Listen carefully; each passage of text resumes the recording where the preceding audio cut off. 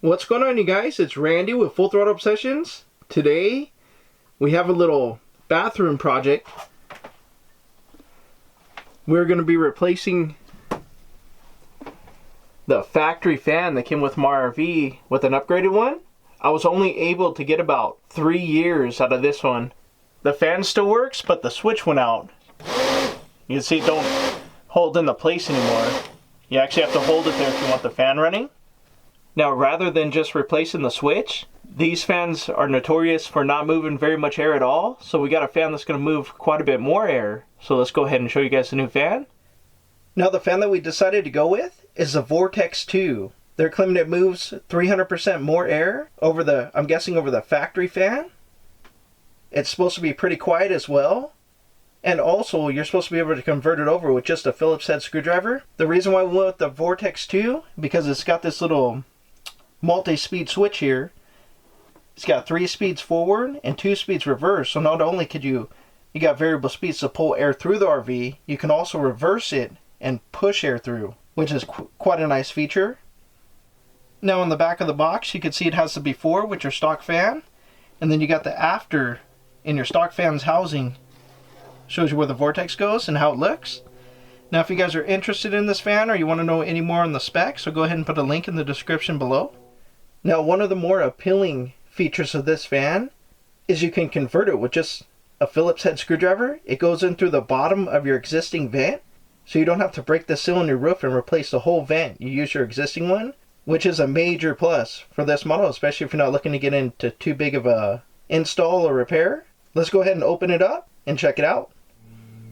Right off the bat, you can see the fan blades are much larger than our fan that came with our RV. You can see our variable speed switch right there. Those are 2 settings down here where we're going to put the knob to open the vent. We can see it came with it came with the new vent reel, or whatever you want to call that thing. So that's going to install in here in the bottom of those holes, and you can see the adjustment. It's got 2 different adjustment settings to whatever your factory fan one is. Give you guys a look at the back of the fan here. You can see they got their board in there. Now the motor is significantly larger than the motor that came with the stock fan of the RV, so that's going to be quite nice. And you can see the big fans turns really smooth as well. I know it's a brand new fan, but and then what's also nice on the 2 wires that you're going to tie in, you don't even have to cut the insulation off the wire. It's already pre-cut. You just got to remove it to get it installed, which makes it quite nice.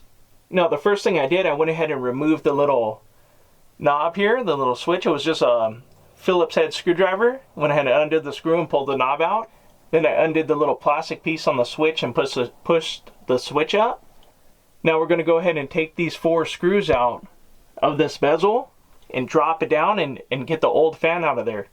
Now that we got this bezel removed, we got 2 additional screws. Let me see if you can see them right in these, right in these slots right here. There's 2 additional screws. There's one right there, and the other one's over on the other side over here. Kind of see it in that groove. We're going to go ahead and drop that. That way we can access the fan. Now that we got the bezel and the screen out of the way, it's kind of a good time to kind of inspect to make sure you're not getting any moisture, any water in the attic here, which we look pretty good. Don't look like we're getting any moisture at all. And then you can see our 12-volt wires over here. I'm going to have to cut and splice into those. There's just 2 wires, so it's going to be really easy to wire up. And they're color coded. You got black and white. You see, one quick little tip. One of those vent covers is really handy because you can leave your vent open when it's windy, rainy. And another plus, that little white cover right there is pretty sensitive to the sun. It gets really brittle just after a year or 2. And that vent cover with the added bonus helps preserve that. On a quick note, I'll go ahead and give you guys a little quick size comparison. Not only is the Vortex fan bigger, it also has more fan blades. The stock fan came with 6 blades. Now the Vortex has 9. And then also, go ahead and show you guys the size of the motor that the stock fan was on, there's really no comparison.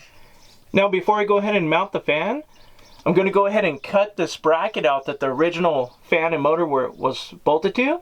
I already checked this little C channel piece and it's plenty strong enough. It don't need any extra bracing. Now you could do it with a hacksaw or any sort of thing like that, but I got a cutting tool we're going to go ahead and use and get that out of the way. Now that I went ahead and got this bracket cut and out of the way, since the only thing it was going to be doing is restricting our airflow anyway, you see we got a big open space now. So now we're going to go ahead and install the fan. Now the first thing you want to do before you go ahead and try to mount this fan is you want to make sure this rail piece right here is going to line up with the rail piece on your housing. And how we're going to do that is measure the distance from here to here, and we're going to do the same thing on our housing. The rough measurement, I'm going to call it around 4 to 4 1/8, or sorry about that, around 4 to 4 1/16. So we'll go ahead and measure here. Whoops. Kind of hard to tilt the camera with one hand here. But we are around the 4 1/8 point, so we are in the right spot. Now if you needed to move it closer, all you would do is you would turn the fan over here. You can see I removed the screen. But all you would do is you got 2 screws right here. You just loosen those screws, move this thing down and bring it to this hole right here and screw it down. That's all you'd actually need for the adjustment. And it does, we'll show you here, have this little spacer right here, that if this is not biting on all the teeth in the rail, when you got that unscrewed, you put this little spacer so it brings it up so you ensure you're biting on all the teeth. I haven't got far enough yet to know if I'm going to need that, but if we need it, we'll go ahead and put it on. Alright, we got it all mounted in place. Now what I had to do, I ended up taking this fan off. It's one little Phillips screw right there. I took the blades out of the way. That way I found it easier to mount, to get this piece slipped into the splines right there. So it's just a lot easier with the blades out of the way, and then plus it allowed me to end up taking the wires out of the way.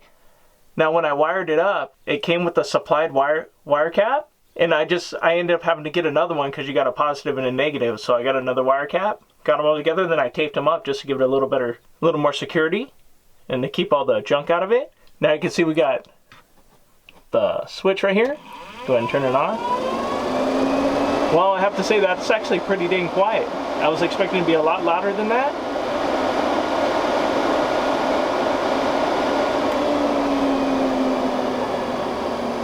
Medium and then low. So it starts off at high, and that's pulling the air through the trailer. And then centers off.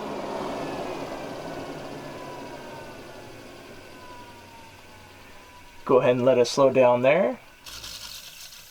You see it seems off balance a little bit. Now let's go ahead and we'll blow air into the camper. The first step's high.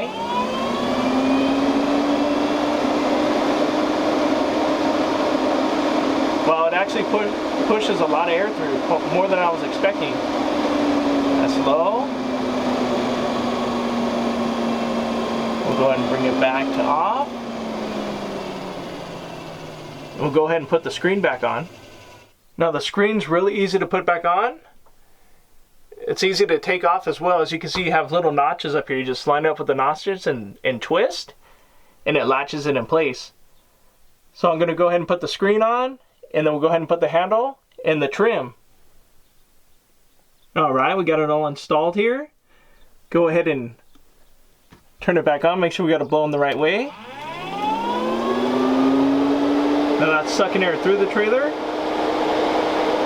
Man, I have to say, I thought it was going to make a little noise with the screen on there, just from the fan blades hitting the screen, but it's actually quite quiet, and that's on high. Let's go ahead and make sure it's sucking air through. Oh yeah, we definitely got it going the right way. I have to say it was really easy to install. This was a better route as opposed to going like a fantastic fan and breaking the seal on the roof. It just would have been a lot more work. We installed this whole fan from the bottom for around $60.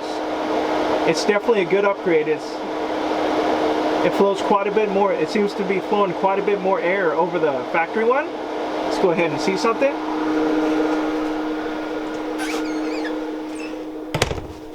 Kind of curious on how much air it's actually pulling through. Whoa! That is not bad. I didn't think it was going to do that. Now you know it has to suck quite a bit of air to pull that styrofoam or foam piece through there.